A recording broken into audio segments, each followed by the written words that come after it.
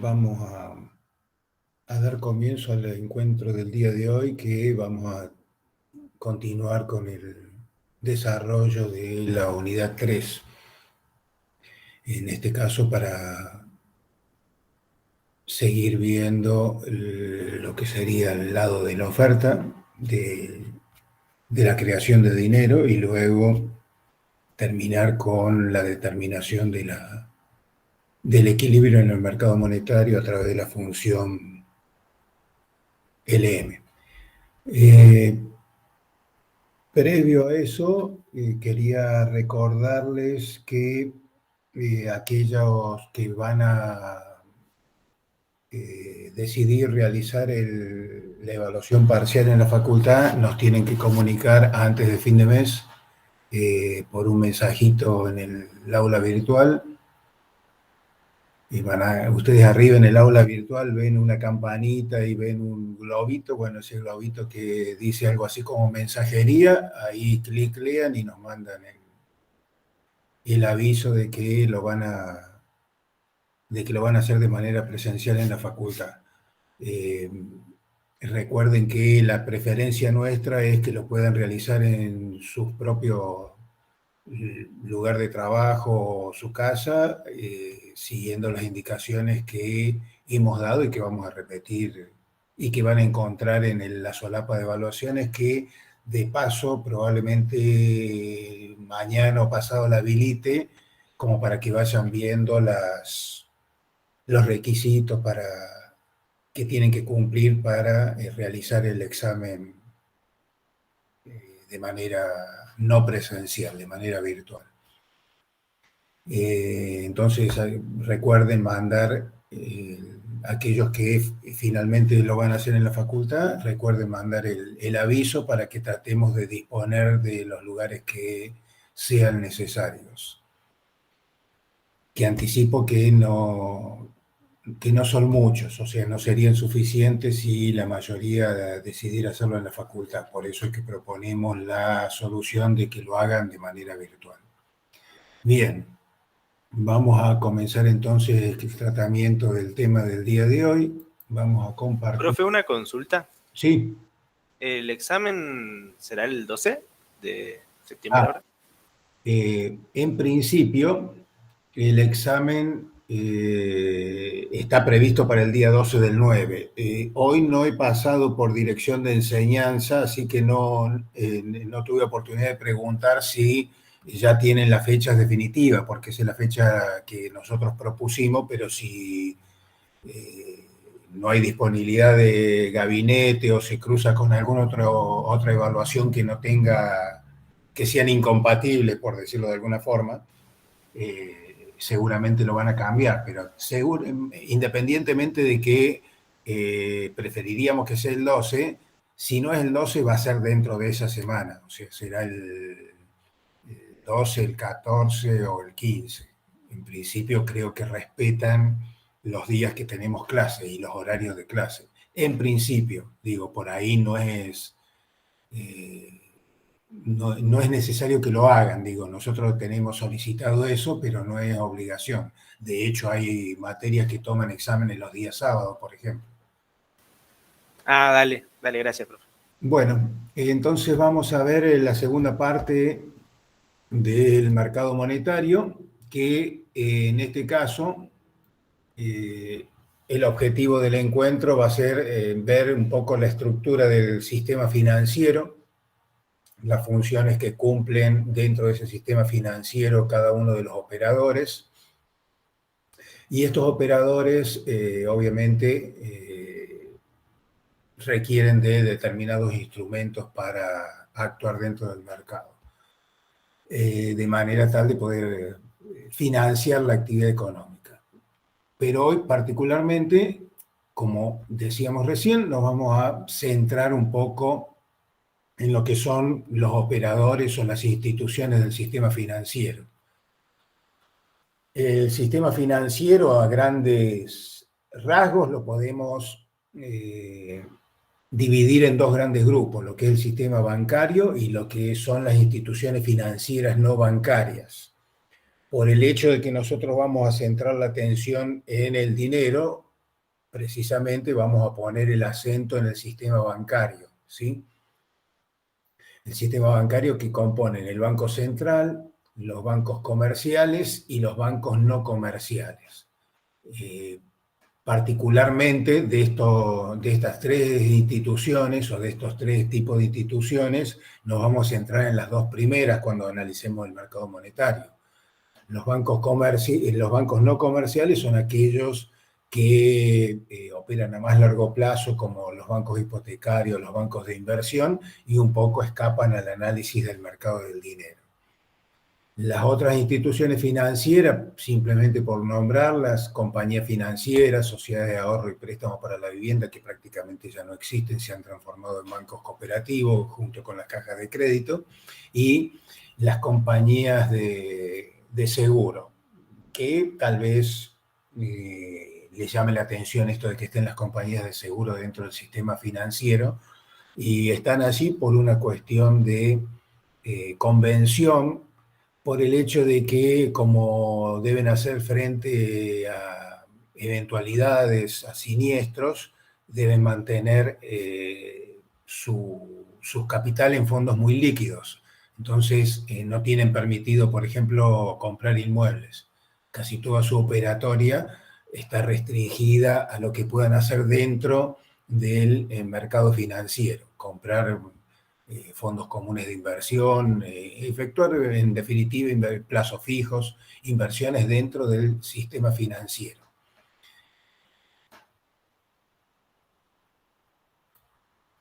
Bien, acá a ver. Lo vamos a presentar mejor, me había olvidado de ponerlo en modo presentación. Les decía entonces que nos vamos a centrar dentro de estas instituciones que mencionaba, fundamentalmente en el Banco Central y en los bancos comerciales. El Banco Central es la autoridad monetaria, es el único que puede emitir billetes y monedas, establece, si hay independencia, establece y ejecuta la política monetaria y financiera, ejecuta la política cambiaria también, dicta las normas que tienen que seguir el resto de las instituciones financieras, es el prestamista de última instancia del gobierno. Si el gobierno necesita fondearse y no consigue préstamos de otras instituciones financieras o no consigue colocar títulos públicos en el mercado abierto, el Banco Central puede oficiar como el prestamista de última instancia. Y también es el prestamista a través de una operatoria que se denomina redescuento, de los bancos comerciales cuando tienen algún inconveniente o por cuestiones que tienen que ver con determinadas políticas que pueden interesar a un gobierno. Por ejemplo, favorecer créditos hipotecarios a tasa subsidiada para la clase media y baja. Entonces allí, obviamente, los bancos, esa operatoria se hace a través de los bancos comerciales. Los bancos comerciales no van a perder dinero prestando a tasa subsidiada. El subsidio lo otorga el gobierno. Entonces, para que puedan efectuar esos préstamos, el Banco Central a su vez le presta a los bancos comerciales. Ya después nos vamos a detener un poco más también en eso. Bueno, y los bancos comerciales son los que pueden realizar todo tipo de intermediación financiera. Sin embargo, la característica principal es que pueden mantener depósitos a la vista, es decir, aquellos depósitos que pueden ser retirados son a muy corto plazo y pueden ser retirados en cualquier momento por la gente. Más allá de que canalizan el ahorro entre familias y empresas, los bancos comerciales son fundamentales en este esquema que estamos analizando nosotros del mercado del dinero, porque tienen que ver con la creación de una parte del dinero que circula en la economía, como vamos a ver enseguida.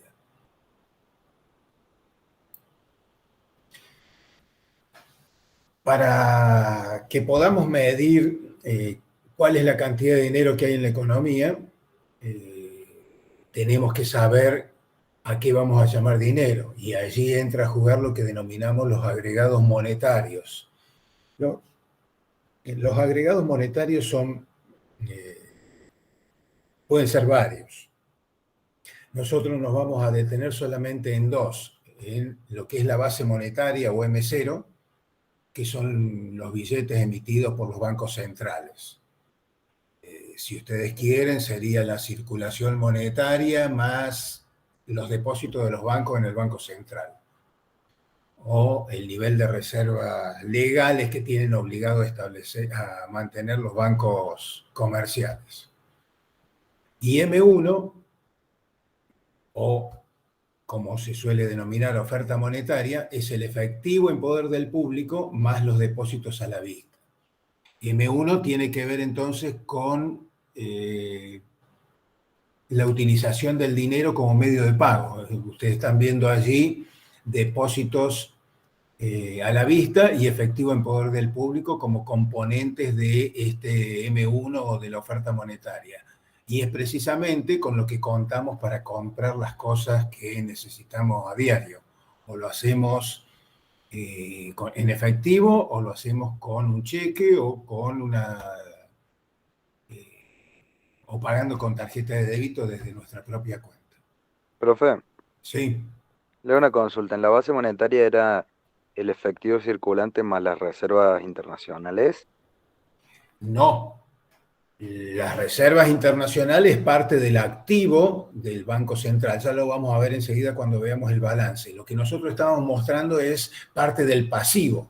En el pasivo uno tiene aquello que lo obliga al Banco Central a algo. Por ejemplo, si hablamos, ahí lo tenés como billetes y moneda emitidos por los bancos centrales. En términos generales, esos billetes y moneda tienen como respaldo una parte de oro, es decir, oro o divisas.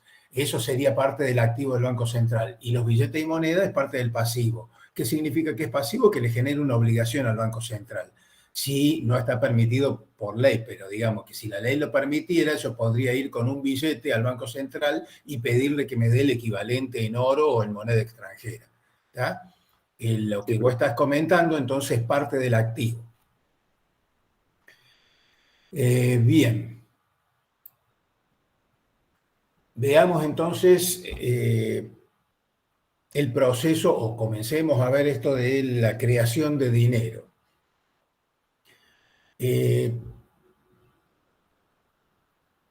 La primera idea que uno tiene es que la cantidad de dinero que hay en la economía es lo que ha emitido el Banco Central.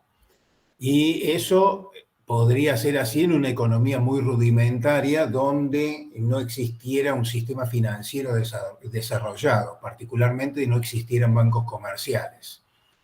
En las economías modernas, en las cuales los sistemas financieros están muy desarrollados, el proceso de creación de dinero está dividido en dos partes: la creación primaria de dinero y la creación secundaria. La creación primaria es la emisión que hace el Banco Central. En definitiva, la base monetaria que veíamos recién, o M0. Y la creación secundaria de dinero es la que realizan los bancos comerciales a través de los depósitos que reciben y los préstamos que realizan. Y eso tiene que ver con un concepto muy importante dentro de este esquema, que es el de multiplicador monetario o multiplicador de la base monetaria. Enseguida vamos a ver este proceso de creación secundaria de dinero más en detalle. Veamos primero lo que es la emisión de dinero o la creación primaria de dinero. Como decíamos, es la emisión que hace el Banco Central. El único que está autorizado a emitir dinero es el Banco Central. Y la emisión que realiza es lo que se conoce como base monetaria, que es lo que yo recién le decía, que se compone de la circulación monetaria, que son a su vez billetes en poder del público y billetes en poder de los bancos, más los depósitos de los bancos en el Banco Central. Ese depósito de los bancos en el Banco Central no es otra cosa que lo que se conoce como reserva legal. O sea, del monto de depósitos que tienen cada banco, el Banco Central establece un porcentaje mínimo que no pueden prestar, que tienen que permanecer en las arcas del banco a los efectos de hacer frente a los retiros que pueda haber.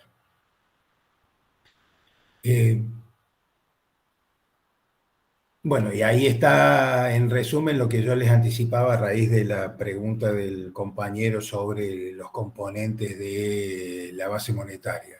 El Banco Central está endeudado con quienes tenemos billetes y monedas, sean los particulares o sean los bancos. Es decir, si está endeudado, quiere decir que yo con ese billete puedo ir a reclamarle que me dé algo, unos gramos de oro o algún billete extranjero, alguna divisa, que mantiene obviamente en su activo.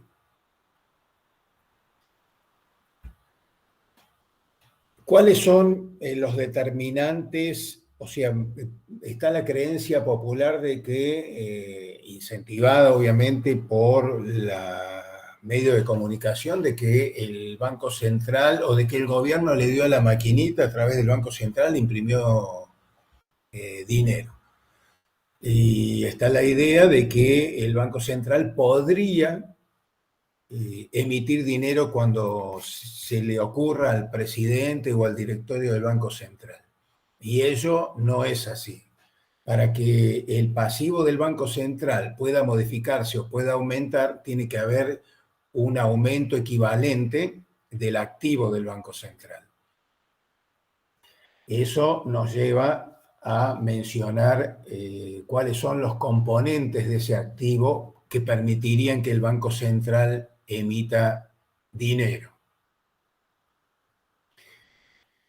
Recién comentaba su compañero, me consultaba sobre las reservas internacionales. Bueno, allí tenemos las reservas internacionales, en otros esquemas puede aparecer como oro y divisas,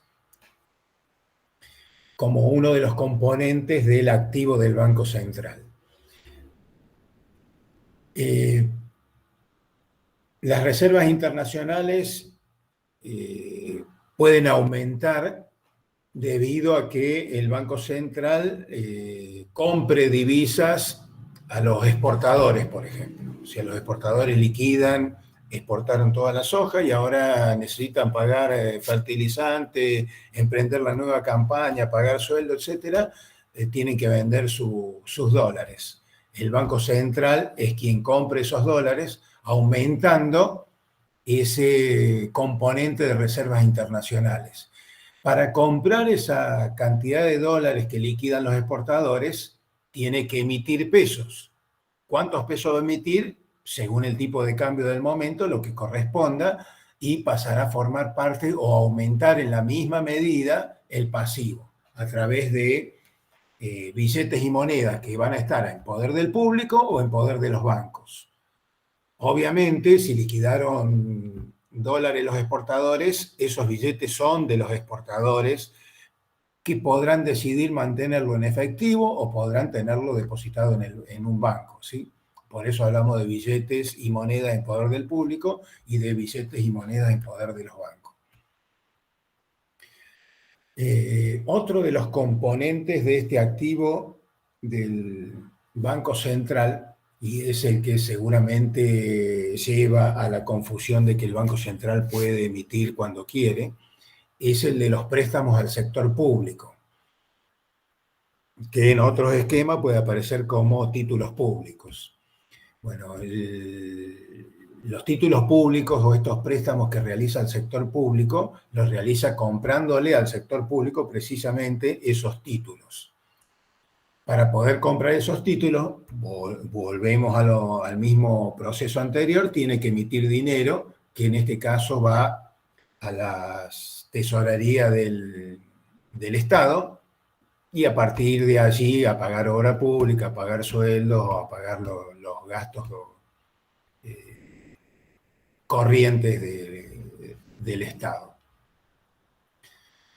No hay una normativa que exprese un monto máximo que puedan comprar los bancos centrales a los diferentes gobiernos. Al menos en nuestra economía no está especificado. Durante la convertibilidad sí había un tope de compra de títulos públicos. Ahora no lo hay y eso es lo que lleva a la idea de que el Banco Central puede emitir tanto como quiera. Y el último punto importante o componente importante dentro de este activo son los préstamos a la banca comercial, que es lo que les anticipaba yo hace un rato. O sea, puede suceder que por motivos de política, como puede ser que los bancos otorguen créditos subsidiados a empresas para inversión o a particulares para compra de una casa, entonces ese subsidio no se hace cargo el banco comercial, sino que el Banco Central lo canaliza a través de préstamos que le realiza a esos bancos para que puedan prestar ese dinero a tasa subsidiada. Otro motivo por el cual pueden tener que recurrir a un préstamo del Banco Central es un descalce en sus operaciones financieras, que sería esto que por algún motivo en un determinado momento no tengan la cantidad de reservas que el Banco Central les obliga a mantener. Supongamos un 20% de los depósitos y resulta que el contador esta mañana determinó que las reservas llegaban al 17%, no al 20%. Como el Banco Central audita a los bancos comerciales, obviamente eso en algún momento va a saltar y si no hubiera sido denunciado por el propio banco que incurrió en esa falta, el Banco Central les pone una multa importante. Entonces, ningún banco cometería la torpeza de no avisarle al Banco Central que tuvo ese evento, ese descalce en sus operaciones, y le pide al Banco Central que le preste los 3 puntos porcentuales que necesita para recomponer sus reservas y no quedar en falta. Eso le va a salir, obviamente el Banco Central le cobra una tasa de interés, pero eso le sale más barato que la multa que le pondrían si no comunicar ese evento al Banco Central. Cualquiera entonces de esos aumentos de activo, como les decía, lleva a que aumente los rubros del pasivo, ya sea el efectivo en poder del público o el efectivo en poder de los bancos. Obviamente, si el efectivo en poder de los bancos aumenta, eso necesariamente va a llevar a que aumenten las reservas obligatorias o las reservas legales que tienen que mantener. Es decir, estos depósitos de los bancos en el Banco Central.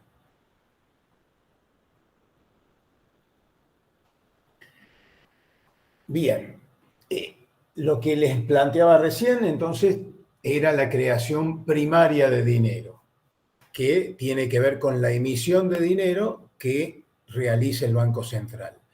La creación secundaria de dinero deviene por el hecho de que la gente o las empresas realizan depósitos y los bancos efectúan préstamos. Entonces, en definitiva, esta creación secundaria de dinero va a tener que ver con el comportamiento de los bancos, con las regulaciones que establezca el Banco Central y con el comportamiento de los particulares. El comportamiento de los particulares se ve a través del coeficiente de efectivo depósitos o de la proporción efectivo depósitos. CU será la preferencia por liquidez de los particulares y de, obviamente, los depósitos que realizan. Eso me determina un coeficiente. Supongamos que mis ingresos son de 100 pesos y yo quiero mantener en efectivo 50 y depositar los otros 50. Entonces, en ese caso, este coeficiente de efectivo depósito será 1, 50 sobre 50. RE es el coeficiente de reservas. por allí lo van a encontrar como R simplemente, pero me parece que yo puse, cuando armé esta diapositiva, lo puse como RE porque es la nomenclatura que, si no recuerdo mal, utiliza Dorbus. Tiene que ver con la relación que hay entre el nivel de reservas y los depósitos.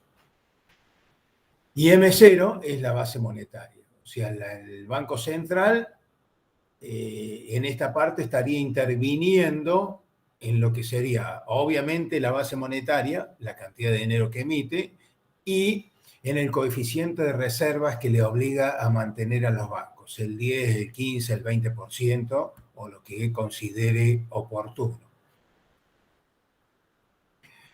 El comportamiento de los bancos tendría que ver, no lo estamos expresando en estas tres variables, tendría que ver con el hecho de tomar la decisión de prestar o no prestar. Obviamente, siempre algún grado de predisposición a prestar dinero tienen, porque esa es la manera de ganar o de tener ganancias que tienen los bancos. Y el comportamiento de los particulares se referencia en el primer componente de estas tres variables, que es la preferencia por liquidez o el coeficiente de efectivo de depósitos. Para ver el proceso de creación secundaria de dinero, lo hacemos a través de un ejemplo muy sencillo, en el cual suponemos que el Banco Central debió comprar divisas a un exportador por el valor de 100 pesos y por lo tanto ha tenido que emitir esos 100 pesos. Por lo que la base monetaria, o M0, es igual a 100. Este exportador, tiene las mismas expectativas que mencionaba yo recién de mantener la mitad de su riqueza en efectivo y la otra mitad como un depósito a la vista, y por lo tanto el coeficiente de efectivo de depósitos es igual a 1. Y por otra parte, también ahora conocemos cuál es la predisposición a prestar del banco, que decide prestar todo lo que puede, ¿sí? El Banco Central le obliga a mantener un 20% de los depósitos como reserva, con lo cual va a mantener 10 pesos como reserva y va a poder prestar, y efectivamente va a prestar 40 pesos. Allí tienen ustedes la determinación del coeficiente de reservas, que en realidad suele estar establecido por el Banco Central, no es que uno lo determina a posteriori como daría la sensación en este caso. No es que porque se mantuvieron como reserva 10 pesos y los depósitos totales son de 50, el coeficiente de reserva es 0,2. No. El coeficiente de reserva es 0,2 y por lo tanto eso permite determinar a ese banco que tiene que mantener como reserva 10 pesos. Bien, uno puede preguntarse en este mismo punto cuál es la cantidad de dinero que hay en la economía. Y ahí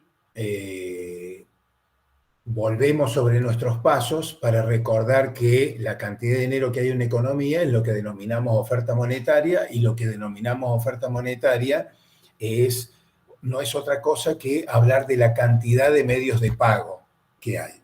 Es decir, toda la plata que está circulando y que puede comprar bienes y servicios. Como vemos, el exportador que liquidó los 100 pesos, o moneda extranjera por el valor de 100 pesos, tiene efectivamente esos 100 pesos para gastar. Tiene 50 en efectivo y 50 como depósito a la vista, que puede sacarlos, puede pagar con tarjeta de débito, puede pagar con un cheque, pero puede gastar hasta 100 pesos. Y hay un tomador de préstamo que también puede gastar ahora porque el banco le prestó 40 pesos. Con lo cual, si uno suma en esta economía ya no hay 100 pesos, sino que hay 140 pesos. 100 pesos que son la creación primaria de dinero o la emisión de dinero del Banco Central, y 40 pesos que se crearon a través de este proceso de depósito-préstamo, depósito-crédito que efectúan los bancos. Bueno, obviamente la creación secundaria no culmina allí. O sea, el tomador de préstamo tiene el mismo comportamiento del exportador, mantiene en efectivo la mitad y deposita la otra mitad. Ese depósito de 20 pesos obliga al banco a aumentar sus reservas en 4 pesos y puede prestar 16 y efectivamente prestará 16. Y el proceso obviamente va a seguir hasta que los préstamos sean infinitesimales. Así tendríamos más o menos la culminación del proceso. Y podríamos contar al final de este proceso cuál es la cantidad de dinero que hay en la economía, ¿sí? Tenemos CU mayúscula, que es los montos de efectivo que decide mantener cada uno, desde el exportador hasta el último de quienes ha recibido un préstamo, ¿sí? Sumando todos esos importes, tenemos que la cantidad de efectivo es 83 pesos y la cantidad de depósitos a la vista también suma 83 pesos, con lo cual M1, o la cantidad de medios de pago, o la oferta monetaria de esta economía, que es la sumatoria de los dos, del efectivo más los depósitos, es 166 pesos, como podemos ver acá.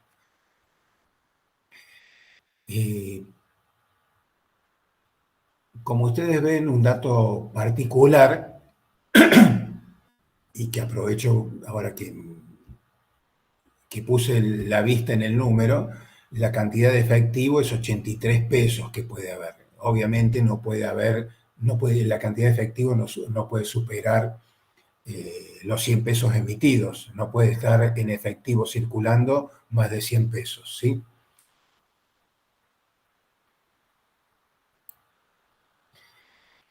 Bien, todo eso que hemos mostrado allí es lo que denominamos el proceso multiplicador del dinero. Si hay un proceso multiplicador es porque existe un multiplicador del dinero que de alguna manera resume esa expansión que se produce en el dinero emitido hasta convertirse en los medios de pago, ¿sí? Entonces partimos de la base monetaria para llegar a la oferta monetaria. La base monetaria, como hemos estado viendo recién cuando veíamos incluso el balance del Banco Central, son los billetes que mantienen los particulares más las reservas. Sí, acá podríamos aclarar, no lo hacen en el libro de Dorbus, que ese nivel de reservas que aparece allí estaría compuesto por los billetes en poder de los bancos más los depósitos de los bancos en el Banco Central, ¿sí? O sea, porque antes, hago esta aclaración porque antes habíamos puesto circulación monetaria más los depósitos de los bancos en el Banco Central, pero una parte de esa circulación monetaria eran billetes en poder de los bancos, que ahora, a los efectos del cálculo del multiplicador, lo ponemos todo dentro de R. Y M1, que son los medios de pago, y como hemos dicho, se compone de los billetes que tiene la gente para gastar, más los depósitos a la vista, con los que también puede efectuar gastos. Podemos, a los efectos de operar sobre estas ecuaciones de modo de obtener luego el multiplicador, multiplicamos y dividimos por D esas ecuaciones. Como ustedes ven, aparece que estamos dividiendo dentro del paréntesis y multiplicando fuera de él, con lo cual no habría ningún cambio. Pero sí hay un cambio cualitativo. ¿Cuál es el cambio cualitativo? Que nosotros sabemos que CU sobre D es CU minúscula, es decir, el coeficiente de efectivo depósitos o el coeficiente de preferencia por liquidez. Y reserva sobre depósitos a la vista nos determina el coeficiente de reservas. Y en la ecuación de abajo tenemos de nuevo el efectivo en poder de la gente sobre los depósitos, nos da el coeficiente de preferencia por liquidez CU y obviamente depósito a la vista sobre depósito a la vista es 1, multiplicado todo por los depósitos a la vista. Despejamos en la ecuación, en la primera de estas dos ecuaciones, en la ecuación número 3, despejamos los depósitos a la vista y luego lo reemplazamos en la ecuación 4, ¿sí? Para operar convenientemente y concluir en que el multiplicador monetario, que ahí lo tenemos resaltado en amarillo, es el coeficiente de preferencia por liquidez más 1 sobre el coeficiente de preferencia por liquidez más el coeficiente de reservas. Este multiplicador obviamente nos facilita el cálculo de transformar la base monetaria en la cantidad de medios de pago sin hacer toda esa escalerita de operaciones que mostramos anteriormente.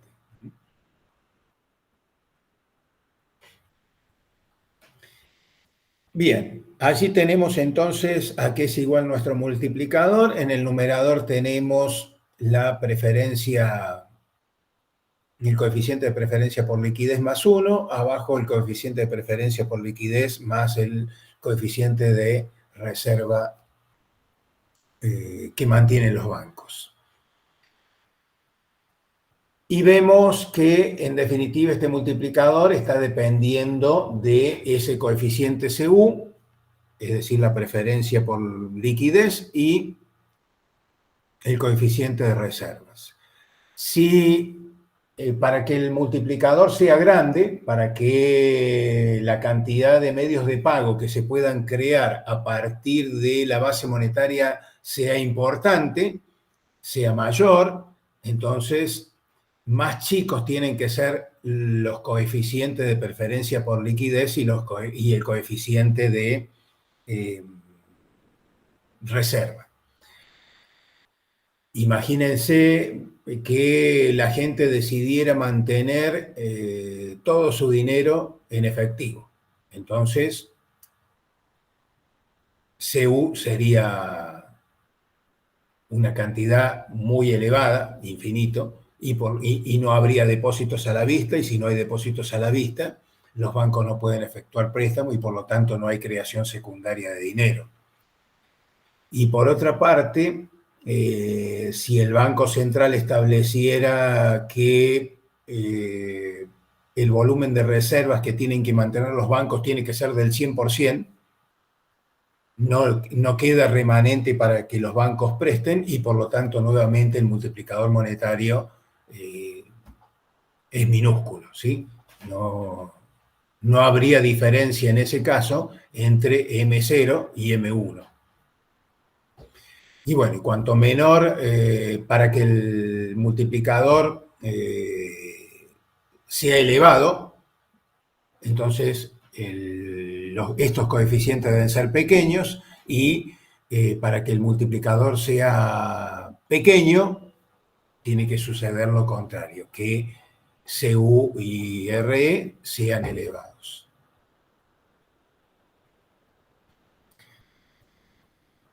Bueno, un poco esto es explicar la expansión o contracción de la cantidad de dinero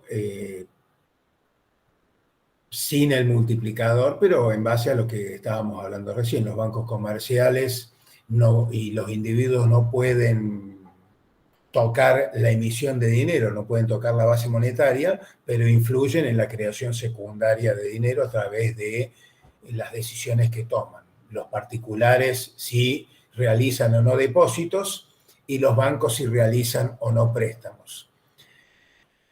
El Banco Central cuenta con herramientas para operar sobre la cantidad de dinero que hay en la economía. Eso se denomina políticas monetarias. Las herramientas con las que cuenta son la emisión, en base a que se modifique algún activo, o el coeficiente de reservas. Eso para hacerlo de manera directa, ¿sí? Ya vamos a ver en el cuadro que sigue una influencia más que puede tener el Banco Central sobre el accionar de los particulares. Bueno, y el objetivo que tiene la política monetaria es controlar la cantidad de dinero, nunca controlar la base monetaria. No, sería insuficiente controlar la base monetaria si uno tiene expectativas de influenciar sobre la actividad económica. Y obviamente la oferta monetaria está afectada tanto que la base monetaria cambie o que la creación secundaria sufra algún tipo de aumento o disminución.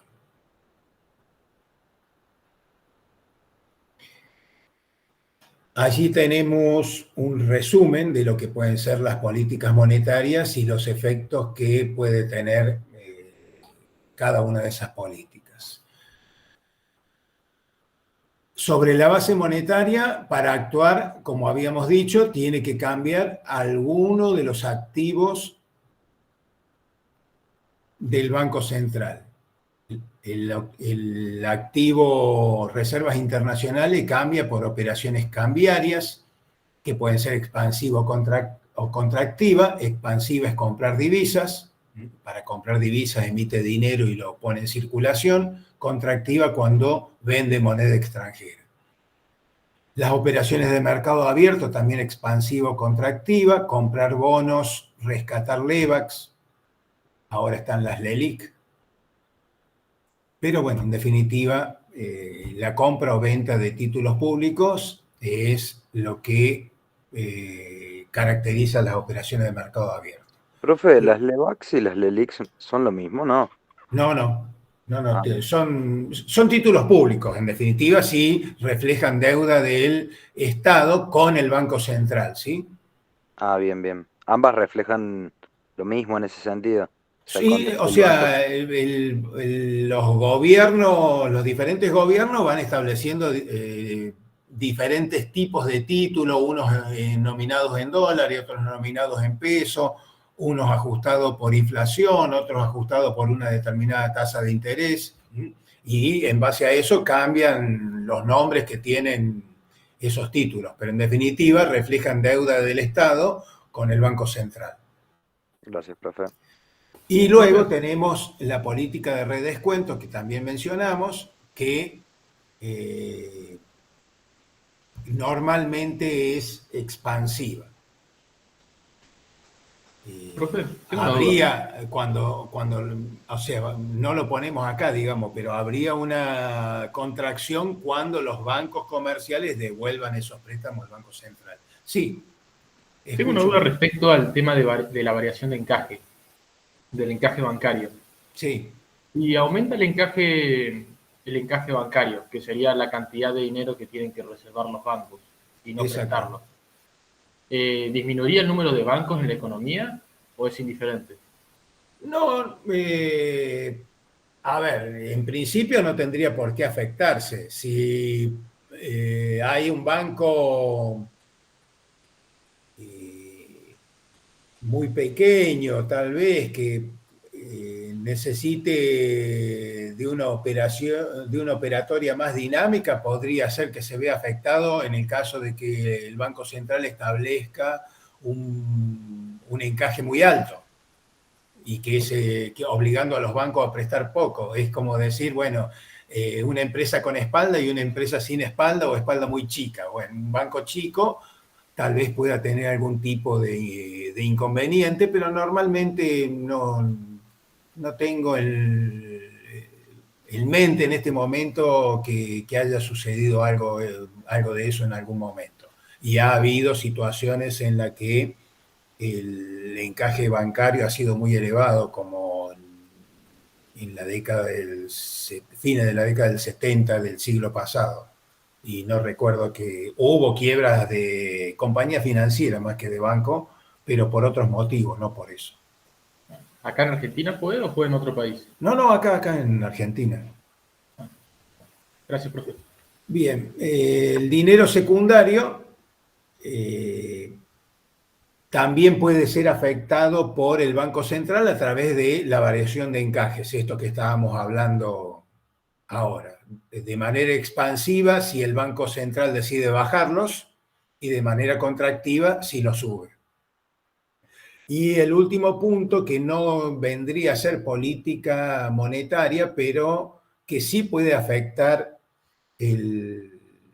la oferta de dinero, es el hecho de las tasas de interés. Como el Banco Central puede fijar las tasas de interés, puede suceder que la fije a un nivel muy bajo y por lo tanto, y estamos hablando de tasa de interés real, ¿no? La fije a un nivel muy bajo y por lo tanto sea un desincentivo a que la gente mantenga expectativas de obtener una ganancia, ¿sí? Y en lugar de hacer un plazo fijo, siendo la molestia que genera, la inmovilidad, etcétera, decida mantener ese dinero en la cuenta a la vista. Por lo tanto, produce un efecto expansivo en la cantidad de dinero. Y lo contrario ocurre si la tasa de interés es elevada.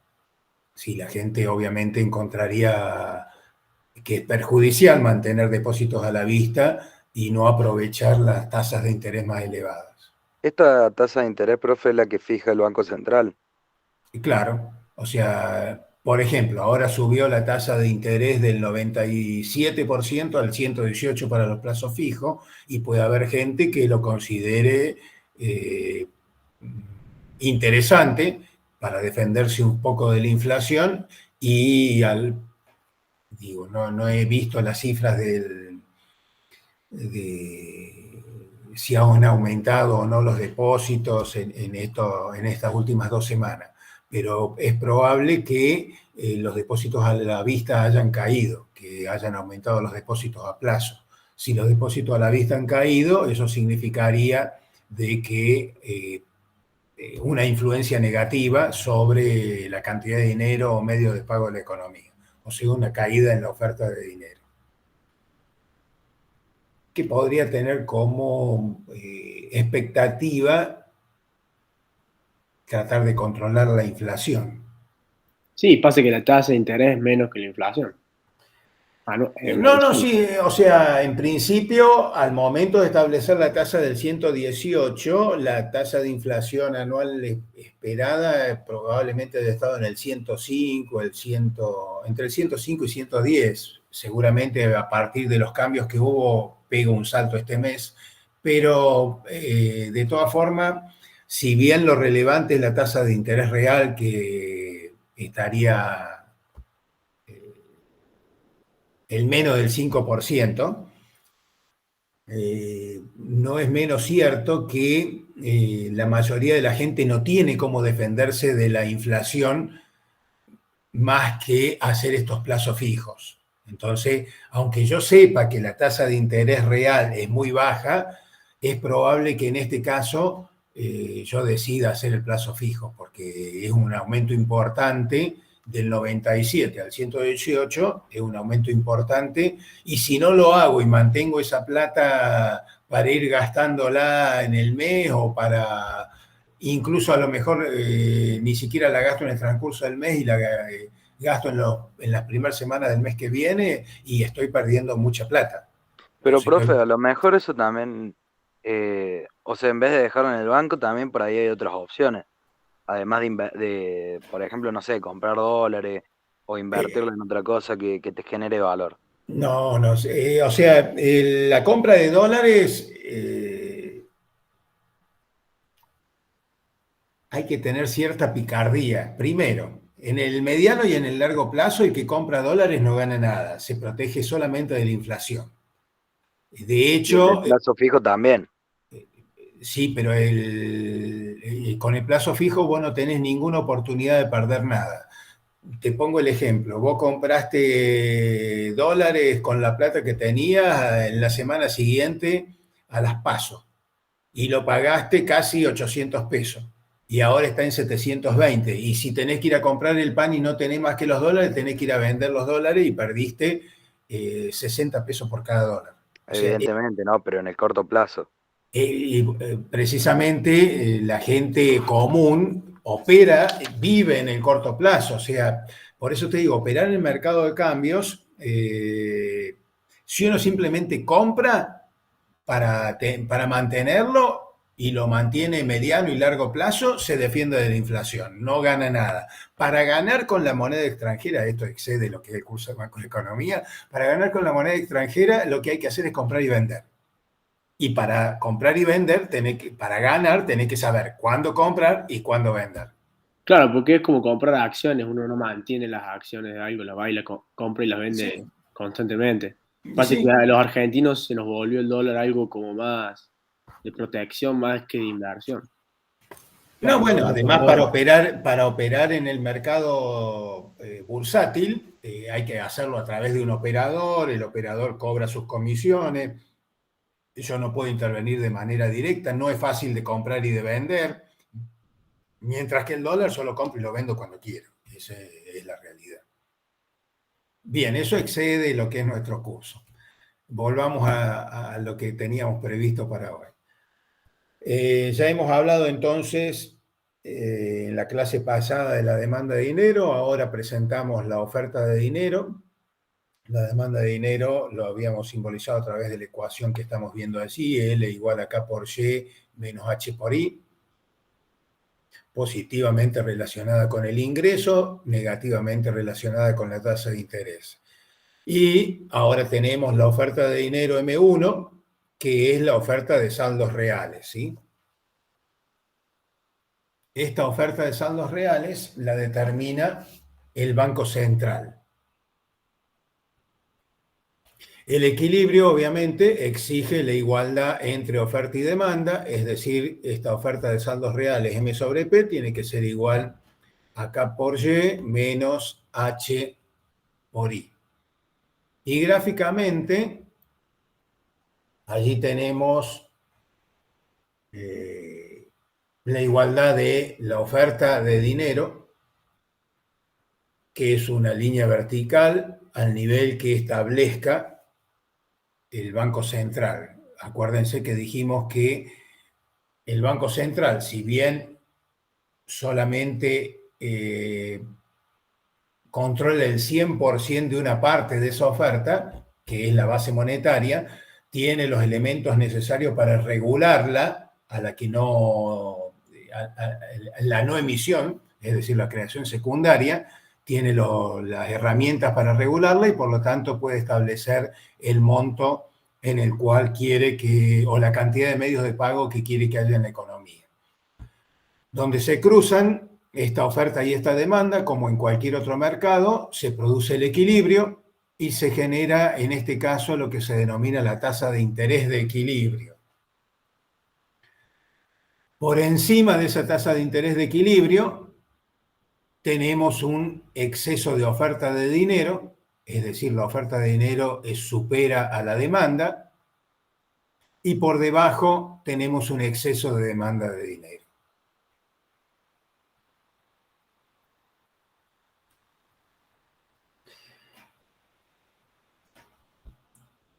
Vamos a ver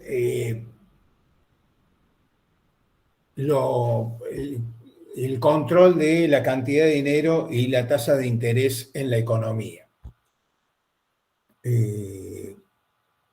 Por allí uno tiene, o la gente tiene la idea de que el Banco Central puede controlar absolutamente todo, y en realidad no es así.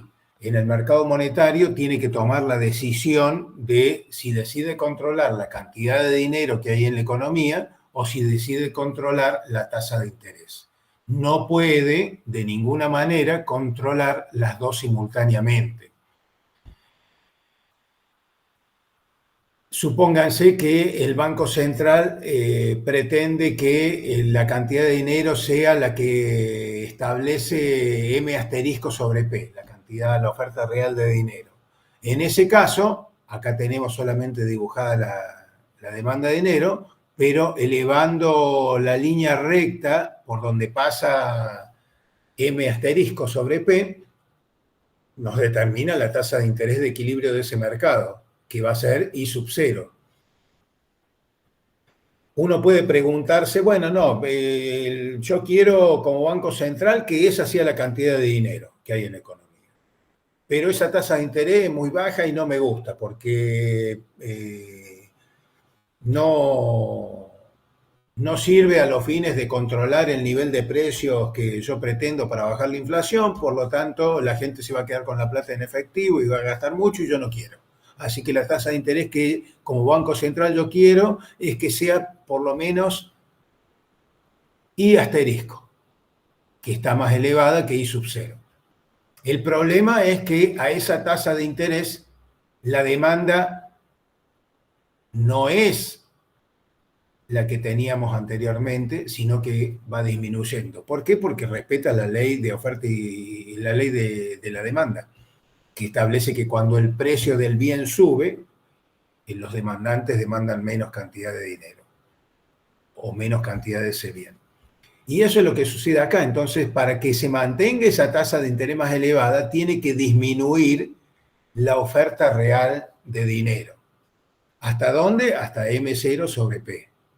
Y lo mismo si dijera, bueno, está bien, yo quiero que la cantidad, que la tasa de interés sea esa, pero esa cantidad de dinero no me convence, tiene que haber más. Bueno, si yo quiero como Banco Central que haya más, eso va a conducir inexorablemente, a una baja en la tasa de interés. Es decir, que con este gráfico muy simple podemos comprobar que es imposible que el Banco Central determine simultáneamente la cantidad de dinero que quiere que haya en la economía y la tasa de interés. Tiene que elegir cuál de las dos variables le parece más adecuado controlar. Normalmente, los bancos lo que hacen es controlar la tasa de interés, no la cantidad de dinero. Tienen una expectativa, a ver, yo quiero que la tasa de interés sea I sub 0 y por lo tanto la cantidad de dinero que va a haber en la economía va a estar alrededor de M asterisco sobre P. ¿Por qué digo alrededor? Porque es bastante inestable la cantidad de dinero que hay en la economía. ¿Y por qué es inestable? Y porque el volumen de los depósitos cambia, porque la preferencia por liquidez cambia. Lo único que puede permanecer realmente fijo puede ser el coeficiente de reserva que establezca el Banco Central. Pero las demás variables las influencia, como dijimos hace un rato, el Banco Central, pero no las determina. Y por lo tanto es muy difícil, si quisiera controlar la cantidad de dinero, que lo pudiera hacer, pero sí puede fácilmente establecer cuál es la tasa de interés y ahí, a través de operaciones de mercado abierto, comprar, vender, para lograr que la oferta de medios de pago sea la pretendida.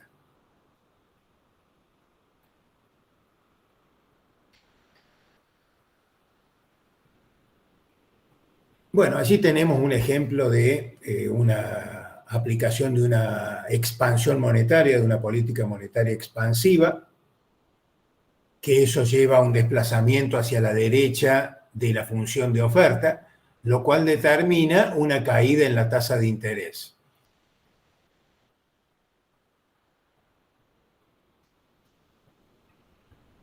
¿Por qué?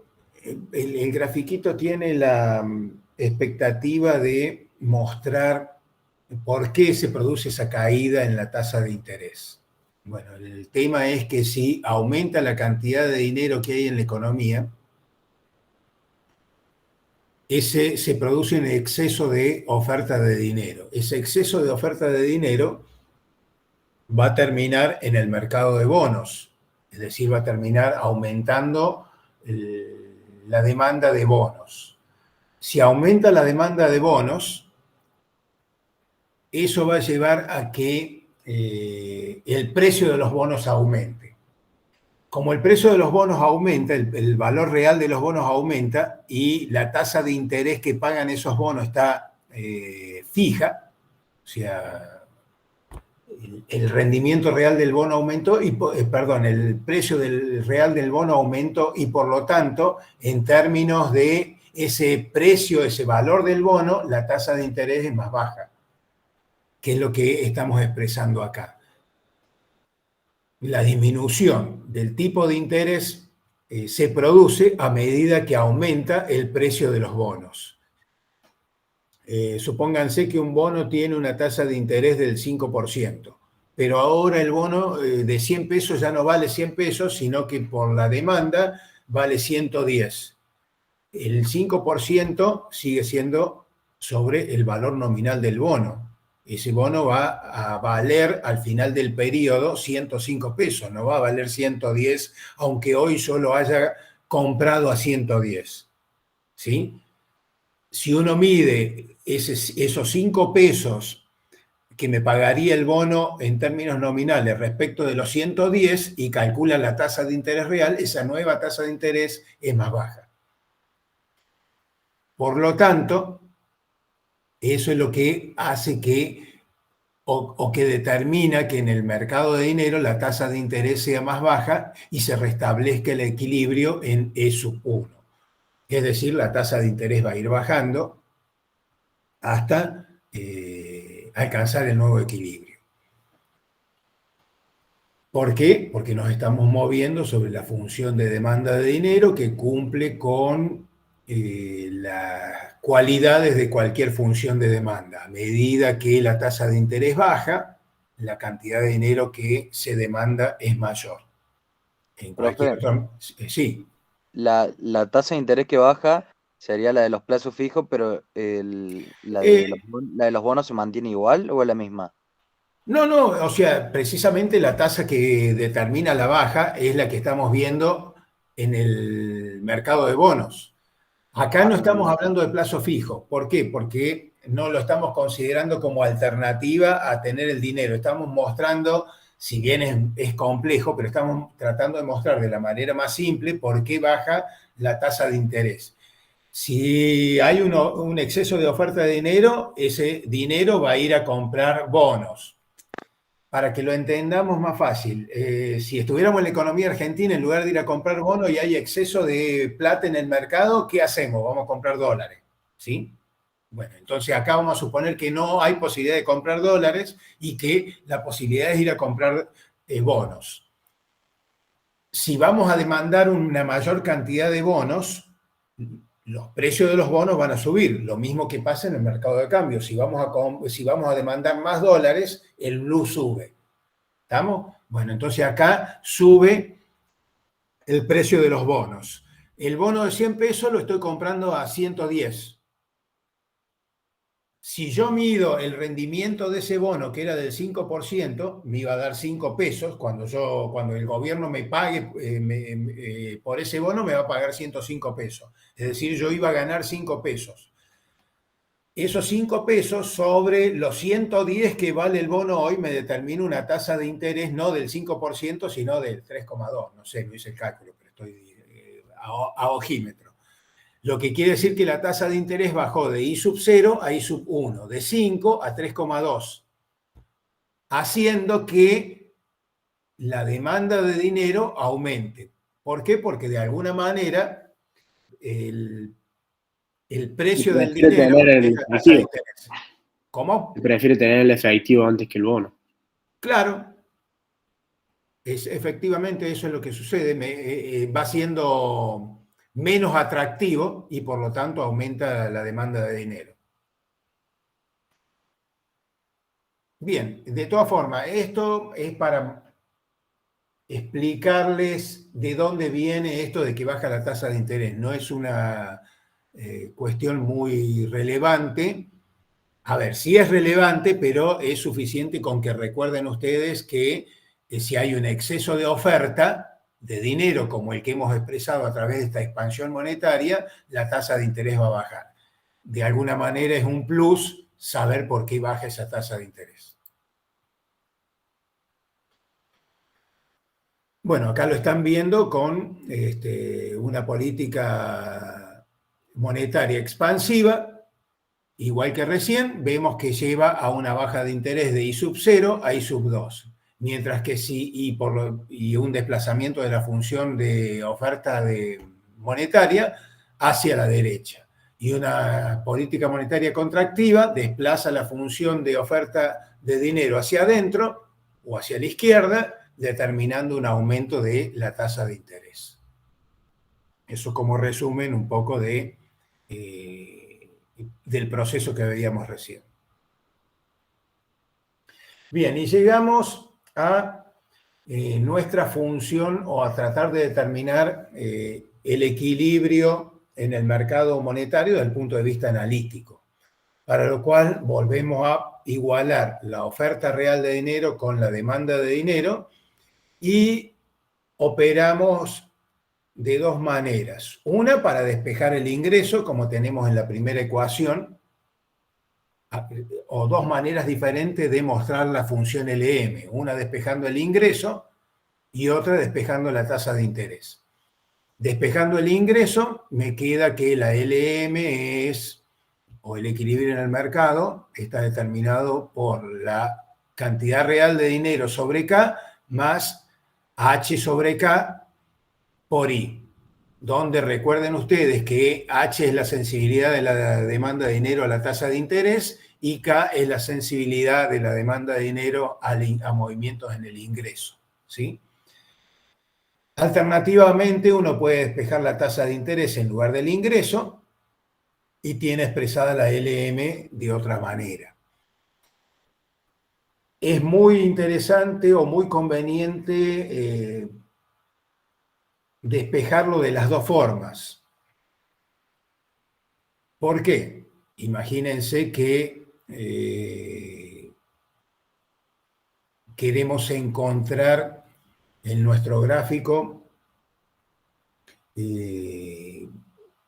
la posición de la función LM, la ubicación que tiene la función LM.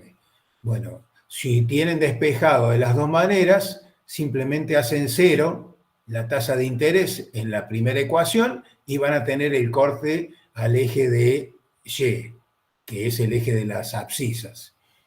Y nos vamos a la segunda ecuación, hacen 0 el ingreso y van a tener el corte en el eje de las ordenadas, el corte en el eje de las tasas de interés.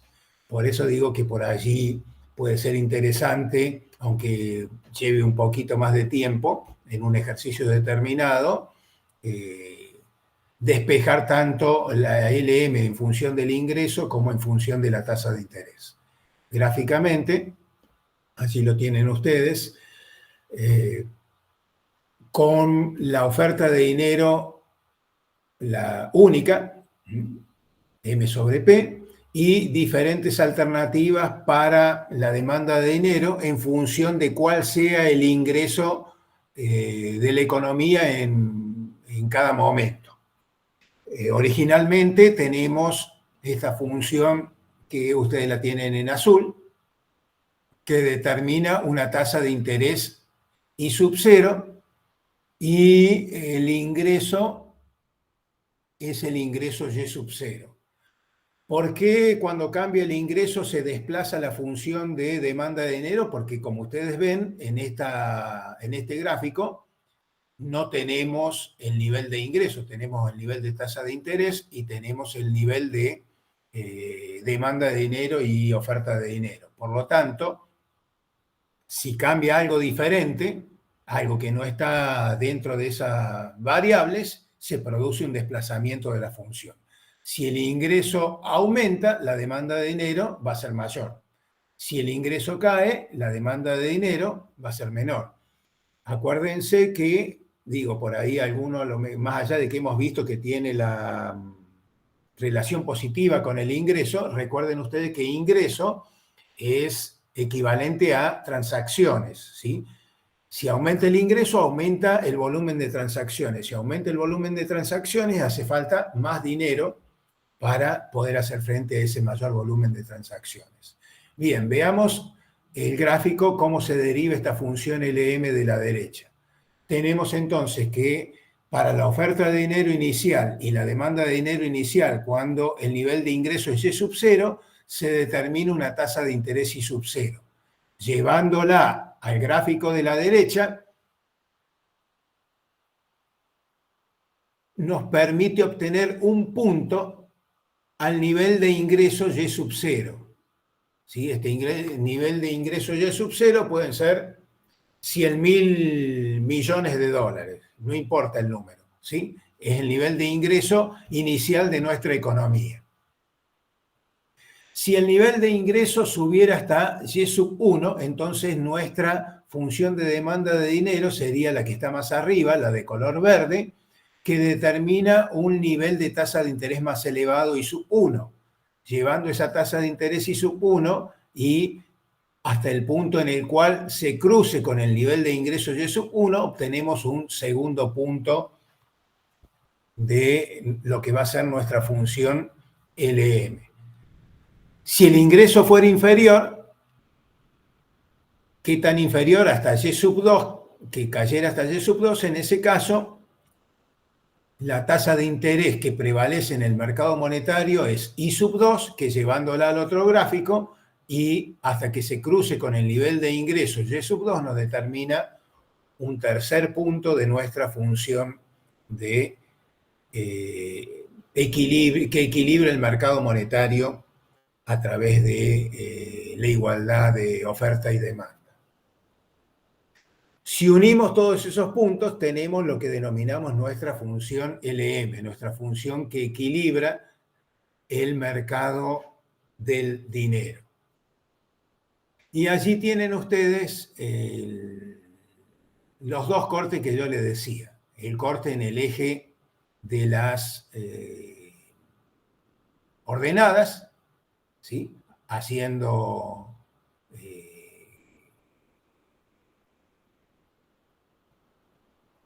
a ver si volvemos, bueno, haciendo cero la tasa de interés, y ahí tiene el valor ustedes. Quería volver a la ecuación anterior, pero no tengo tendría que salir de la presentación. No me deja volver, si aprieto, si hago un clic, se va para adelante, no para atrás. Bueno, y acá, sí, que no lo tenemos marcado, tendríamos el corte al eje de las abscisas, ¿sí? Con el artilugio ese de despejar el nivel de ingreso y el nivel de tasa de interés para obtener la función LM. Y haciendo cero, ya sea el nivel de ingreso o cero la tasa de interés, obtendríamos los cortes a esos dos ejes, que en lugar de obtener estos tres puntos que tenemos acá, obtendríamos este punto, el corte en el eje de las abscisas, y este punto, el corte en el eje de las ordenadas, y nos permitiría trazar la función LM. Bien, entonces la función LM es la que muestra todos los puntos que equilibran el mercado monetario, que igualan la oferta de dinero con la demanda de dinero. En definitiva, todos los puntos o combinaciones de tasa de interés y niveles de ingreso que permiten equilibrar el mercado monetario. Como ustedes ven, I sub 2, Y sub 2, I sub 0, Y sub 0, I sub 1, Y sub 1. Niveles de tasas de interés y niveles de ingreso que equilibran el mercado monetario. Bien. Vamos a hacer el corte allí y volvemos a vernos las caras. La semana que viene vamos a ver cómo operan conjuntamente el mercado monetario y el mercado del producto. Primero vamos a ver cómo determinamos, porque hoy hemos podido determinar niveles de ingreso y tasa de interés que equilibran el mercado monetario, pero aún no hemos determinado los niveles de ingreso y tasa de interés que equilibran el mercado del producto. Esa va a ser la primera parte de la presentación del martes que viene, y a partir de allí que tengamos la función IS, que es la que va a mostrar esas combinaciones de tasa de interés y niveles de ingresos que equilibran el mercado del producto, y lo vamos a juntar con esta LM que hemos obtenido hoy, que muestra los niveles de tasa de interés y producto que equilibran el mercado monetario. Los vamos a presentar juntos para obtener las tasas de interés y niveles de ingreso que equilibran simultáneamente ambos mercados. Entonces eso lo vamos a ver el martes que viene. Ustedes pueden ir adentrándose en ese tema, al menos en la primera parte, cosa de que ya lo tengan visto por si algún ejercicio del día viernes toca algo de eso, y de paso para ir avanzando y eventualmente poder participar, como han participado algunos compañeros hoy, que se ve que algún material han estado leyendo, y efectuar preguntas, dudas que puedan tener, y aprovechar de mejor manera estos encuentros. Recuerden, los que han llegado más tarde, lo que dije al principio de ir comunicando por la mensajería si van a elegir hacer el parcial de manera presencial. Ya para el martes que viene seguramente vamos a tener precisiones sobre la fecha, que hasta ahora sigue siendo el 12 de septiembre. Si hay alguna duda, y si no, nos vemos la semana que viene. Bueno, muchísimas gracias por estar y nos vemos la semana que viene. Chao, profe, gracias. Chao. Chao, profe, gracias.